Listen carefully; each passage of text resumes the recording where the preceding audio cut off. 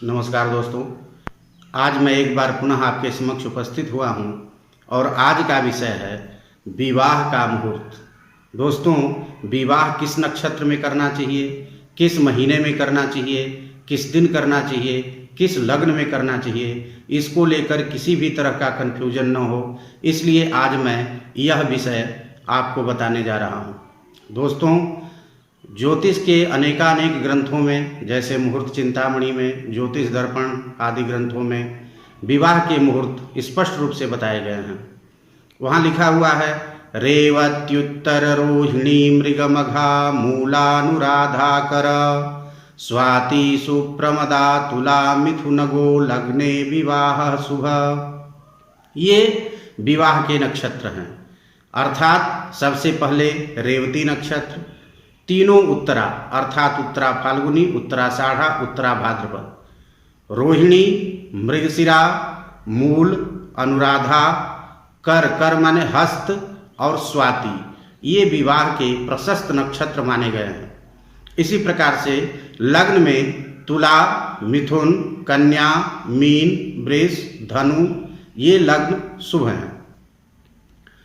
मास की जहाँ तक चर्चा है, मास में कहा गया है कि किस महीने में विवाह करने से क्या फल की प्राप्ति होती है।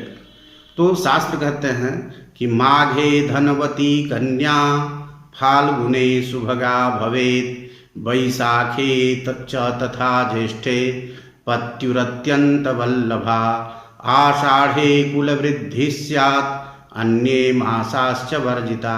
अर्थात माघ महीने में विवाह करने से वह कन्या धनवती होती है, फाल्गुन महीने में विवाह करने से वह कन्या अखंड सौभाग्यवती होती है, वैशाख और ज्येष्ठ में विवाह करने से पति अत्यंत प्यार करने वाला होता है, आषाढ़ में वंश वृद्धि होती है।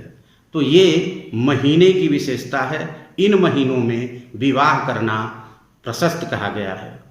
दिन को लेकर के आप पितृघातिक तिथि अर्थात लड़के या लड़की के पिता यदि हैं तो उनके पिता के पिता का जो घात दिन हो, जिस तिथि में जिस दिन में वे दिवंगत हुए हों, उस तिथि का वर्जन कर देना है, अर्थात उस दिन का वर्जन कर देना है। जिस दिन पिता का स्वर्गवास हुआ हो, यदि पिता जीवित हैं तो दादाजी का जिस दिन स्वर्गवास हुआ हो, उस दिन को विवाह नहीं करना चाहिए।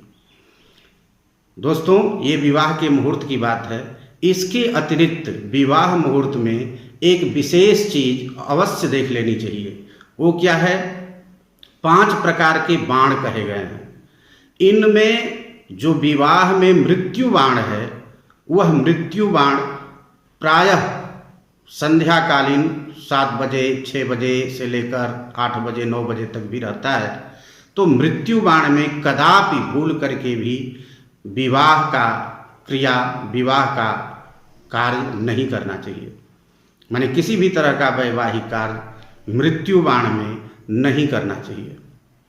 दोस्तों, इसी क्रम में मैं इन योग की भी चर्चा कर देते हैं कि जो 5 बाण हैं, ये 5 बाण किस प्रकार से आपके लिए नुकसानदेह हैं और कब कब इनका विचार करना चाहिए।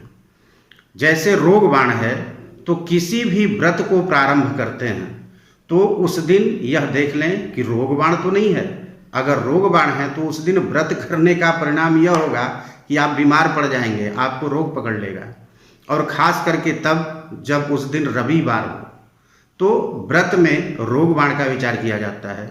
यदि आप घर बना रहे हैं, मंडप का आच्छादन कर रहे हैं, क्योंकि विवाह में भी मंडप बनाया जाता है, तो अगर मंडप बनाते समय अगर अग्निबाण है, यह पंचांग में सभी योग लिखे रहते हैं, तो यदि मंडप जिस दिन आप हल्दी मंडप का काम कर रहे हैं, उस दिन यदि अग्निबाण है, या आप घर बना रहे हैं उस दिन यदि अग्निबाण है, तो इसको त्याग देना चाहिए। क्योंकि इस अग्निबाण में किया गया मंडप का कार्य, उसमें अग्निदाह की आशंका बनी रहती है।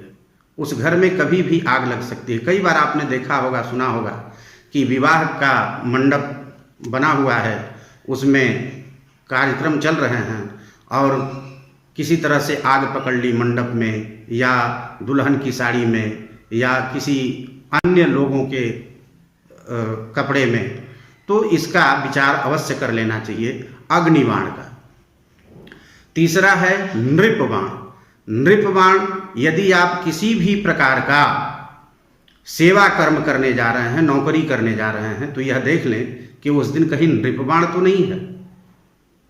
तो अगर नृपबाण हुआ तो उस दिन का आप परित्याग कर दें, नहीं तो इसका क्या होगा परिणाम कि उस दिन आपको उस जो स्वामी है, जो आपका मालिक है, जिसके अंडर आपको काम करना है, उसकी कुदृष्टि और उसकी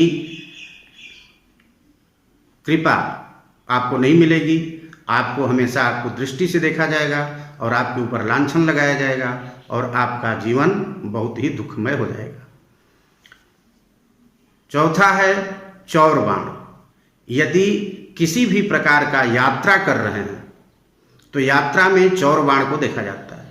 यदि आप चौर बाण जब है और उस समय आप यात्रा कर रहे हैं तो निश्चय है कि आपकी वस्तु चोरी हो जाएगी।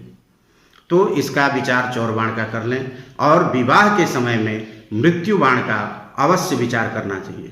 तो दोस्तों, ये कुछ खास चीज़ें हैं जो विवाह के क्रम में आपको ध्यान रखनी चाहिए। और आज बस इतना ही। इसी के साथ मैं अपनी वाणी को विराम देता हूँ और अगले क्रम में फिर अगला विषय लेकर मैं आपके समक्ष उपस्थित होऊंगा। तब तक के लिए अनुमति दीजिए। आपका शुभ हो। नमस्कार।